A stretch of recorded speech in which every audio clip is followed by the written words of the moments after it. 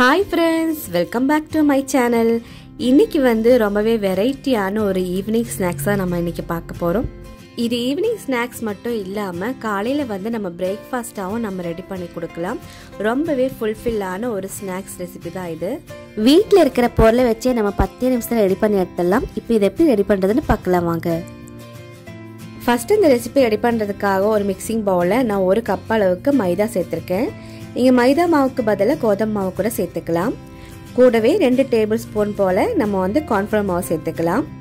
கூடவே ஒரு 1/4 table spoon மஞ்சள்தூள், 1/2 டேபிள் ஸ்பூன் மிளகாய்த்தூள், பிஞ்ச் அளவுக்கு பெருங்காயத்தூள், கூடவே 1/2 டேபிள் ஸ்பூன் அளவுக்கு உப்பு சேர்த்துட்டு நல்லா வந்து கலந்து விட்டுக்கலாம்.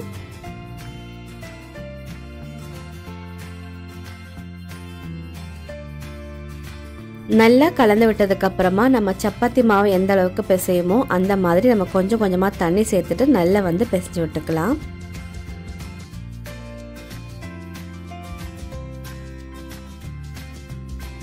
இப்ப பாருங்க நல்லா வந்து சாஃப்டா வந்து பிசைஞ்சு விட்டாச்சு. இப்போ ஒரு 10 நிமிஷம் நம்ம மூடி வச்சிடலாம். இப்போ ஒரு பெரிய வெங்காயம் நான் எடுத்து வச்சிருக்கேன். இப்போ இந்த பெரிய வெங்காயத்தோட 2 சைடும் நம்ம நெட்டி எல்லாம் வந்து கட் பண்ணி எடுத்து வச்சிருக்கோம். இப்போ இது வந்து நம்ம வந்து ஒரு சின்னதா வந்து கட் பண்ணி எடுக்க போறோம். இப்போ ஒரு நைஃப் வச்சுட்டு நம்ம வந்து சென்டர் பார்த்துட்டு நல்லா வந்து கட் பண்ணி எடுத்துக்கலாம். நம்ம ஃபுல்லா கட் பண்ணி எடுக்கக்கூடாது. இந்த மாதிரி பாதி அளவுக்கு வந்து கட் பண்ணி எடுத்துக்கோங்க. அப்பதான் அந்த வெங்காயம் வந்து நம்ம லேயர் லேயரா வந்து எடுக்க முடியும். இப்போ நம்ம பாதி அளவுக்கு கட் பண்ணியாச்சு. இப்போ வந்து அந்த வெங்காயத்தோட ஒரு சைடு வந்து நம்ம இந்த மாதிரி எடுத்து விட்டுடலாம். இந்த மாதிரி ஒரு ஃபர்ஸ்ட் லேயர் வந்து நம்ம எடுத்துக்கலாம். அந்த வெங்காயம் வந்து உடையாத மாதிரி பார்த்துக்கோங்க. இப்போ பாருங்க அந்த ஃபர்ஸ்ட் லேயர் வந்து எடுத்துட்டோம். இப்போ பாருங்க சின்னதாக ஒரு கிளிக்கூடு மாதிரி நம்ம வந்து எடுத்துட்டோம்.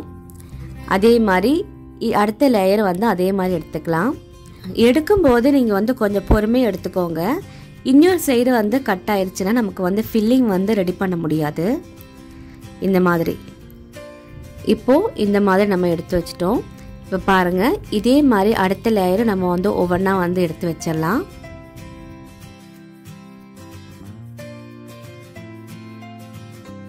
இப்போ பாருங்க நம்ம வெங்காயத்தில் வந்து எல்லா லேயரும் எடுத்து வச்சிட்டோம்.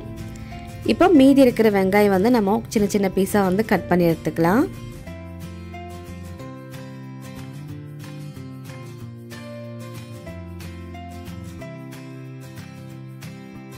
வெங்காயம் வந்து நல்லா பொடியாக நறுக்கினதுக்கப்புறம் 2 கேரட் வந்து நல்லா வந்து துருவி வச்சுட்டு கூடவே கொஞ்சமாக மல்லித்தலை வந்து பொடியாக நறுக்கி வச்சிடலாம்.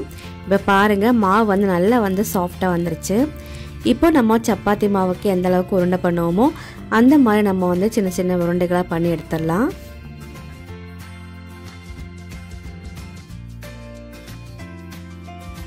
ரொம்ப ஈஸியாக வந்து இந்த ஸ்நாக் ஐட்டம் வந்து நம்ம ரெடி பண்ணி எடுத்துடலாம். குழந்தைங்க வந்து ஈவினிங் வந்தாங்கன்னா இந்த மாதிரி கொஞ்சமாக மாவு வந்து பிசைஞ்சு எடுத்துட்டு கொஞ்சமாக வெஜிடபிள்ஸ் எல்லாம் போட்டுட்டு நம்ம வந்து ஈஸியாக வந்து ரெடி பண்ணி எடுத்துடலாம்.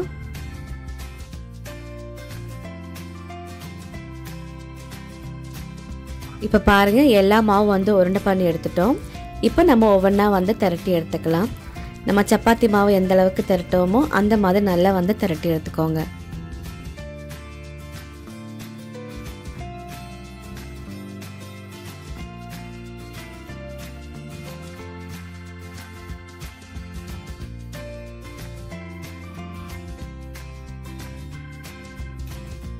ரொம்ப தின்னாவும் இல்லாமல் ரொம்ப திக்காவும் இல்லாமல் ஒரு மீடியம் லெவலில் வந்து நம்ம திரட்டி எடுத்துக்கலாம். இப்போ பாருங்கள் நம்ம வந்து ஒரு சப்பாத்தியோட அளவில் வந்து நம்ம திரட்டி எடுத்துட்டோம். இப்போ நம்ம ஏற்கனவே ரெடி பண்ணி வச்சுருக்கிற வெங்காயம் இருக்குல்ல, இது வந்து சென்டரில் வச்சுட்டு இந்த மாதிரி நம்ம மடக்கி மடக்கி விட்டுடலாம். இப்படி ஒவ்வொரு லேயராக வந்து நம்ம அப்படியே வந்து உள்ளே வந்து நல்லா ப்ரெஸ் கொடுத்துட்டு நம்ம வந்து அப்படியே மடக்கி மடக்கி விட்டுடலாம். இப்போது நம்ம ஃபுல்லாகவே மடக்கி விட்டுட்டு உள்ளே வந்து நல்லா வந்து கையால் ப்ரெஸ் கொடுத்துடலாம். அப்போ அந்த வெங்காயத்தோடு நல்லா வந்து ஒட்டி இருக்கும். அப்போ நம்ம ஃப்ரை பண்ணும்போது வெளியே வராமல் இருக்கும்.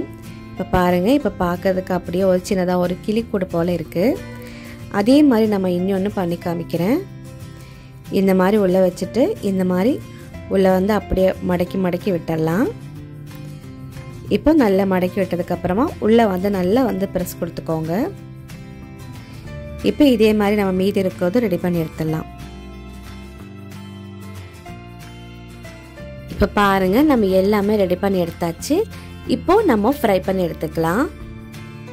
இப்போது ஆயில் நல்லா சூடானதுக்கப்புறமா ஃப்ளேம் வந்து ஒரு மீடியம் ஃப்ளேமில் வச்சுக்கோங்க. வச்சுட்டு இப்போ ஏற்கனவே நம்ம ரெடி பண்ணி வச்சுக்கிற வெங்காயம் வந்து இது மேலே வந்து ஒவ்வொன்றா வச்சுட்டு நம்ம வந்து ஃப்ரை பண்ணி எடுத்துக்கலாம். ரொம்ப ஹை ஃப்ளேமில் வைக்காமல் ஒரு மீடியம் லெவலில் வச்சுட்டு நம்ம வந்து ஃப்ரை பண்ணி எடுத்துக்கலாம். இப்போது அந்த நம்ம மாவு வந்து உள்ளே வந்து ப்ரெஸ் பண்ணி கொடுத்துருக்குறோம் இல்லையா, அதனால் உள்ளே வந்து நல்லா வந்து இந்த மாதிரி கொஞ்சமாக எடுத்து நம்ம ஊற்றிடலாம். அப்போ தான் அந்த உள்ளே இருக்கிற மாவு வந்து நல்லா ஃப்ரை ஆகி வரும். இப்போ நம்ம மெல்லமாக கமத்தி எடுத்துட்டு இப்போ அதோட உள்பாகம் வந்து கொஞ்சமாக ஆயில் சேர்த்துட்டே இருக்கலாம். இப்போது 2 பக்கம் நல்லா திருப்பி விட்டுட்டு நல்லா வந்து ஃப்ரை பண்ணி எடுத்துக்கலாம். இப்போ பாருங்கள் அதோட உள்பாகம் நல்லா வந்து ஃப்ரை ஆகி வந்துருச்சு. இப்போ நம்ம எடுக்கும்போது இந்த மாதிரி நல்லா வந்து கமுத்தி வந்து எடுத்துக்கோங்க. அப்போ தான் ஆயில் வந்து அது உள்ளே வந்து படாமல் இருக்கும். இப்போ எண்ணெய் வந்து நல்லா வந்து வடிகட்டி எடுத்துட்டு இப்போ நம்ம ஒரு பிளேட்டில் சேர்த்துக்கலாம். இதே மாதிரி நம்ம மீதி இருக்கிறத நம்ம ஃப்ரை பண்ணி எடுத்துக்கலாம். பாருங்கள் நல்லா வந்து நம்ம ஃப்ரை பண்ணி எடுத்துட்டோம்.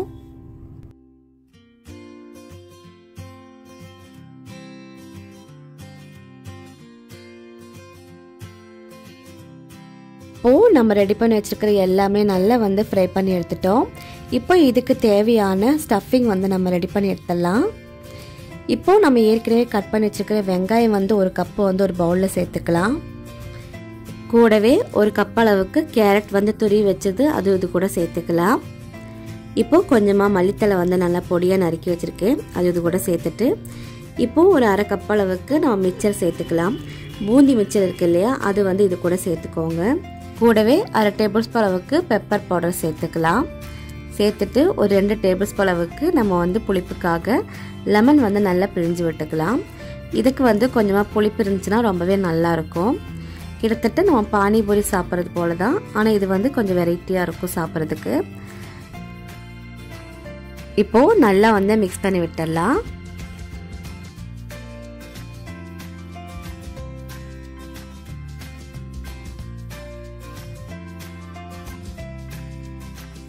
இவ்வளோதான், நம்ம வந்து ஃபில்லிங் வந்து ரெடி பண்ணி எடுத்துட்டோம். இப்போது நம்ம ஏற்கனவே ஃப்ரை பண்ணி வச்சுருக்கிறதுல வந்து கொஞ்சம் கொஞ்சமாக சேர்த்துடலாம். இப்போ 2 டேபிள் ஸ்பூன் போல் நம்ம வந்து ஃபில்லிங் சேர்த்துடலாம். இது பார்த்திங்கன்னா நம்ம குழந்தைங்களுக்கு வந்து ஸ்நாக் ஐட்டமாக வந்து கொடுத்து விட்டுடலாம்.